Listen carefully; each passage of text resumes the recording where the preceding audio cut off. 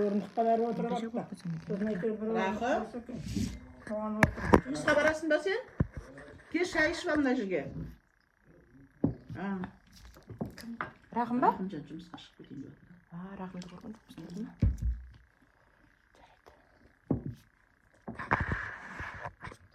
Жарайды. Өзімізді дәуре қылып, Гүлжанды дәуре қылмай, анадан үй квартира сыймайды дей салу керек еді. Жақсылай, приятно же. Қойдың ба? Дұрыс қойған жоқ. Зато Гүлжанды көрмеген.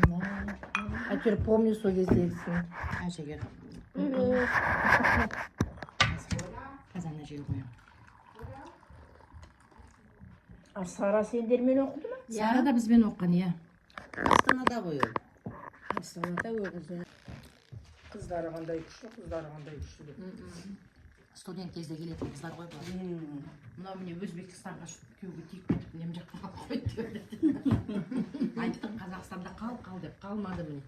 Ай, Қазақстандағанда келмейтін қалмады қойшы. Бұлай отырмас едіңдер. Айтты, шай ішпейсің бе? Шай құйсайшым. Оператор шай құйсайшым. Шай құям ба, оператор болам бөздер. Қазір. Айта беріңдер әңгімелерімді.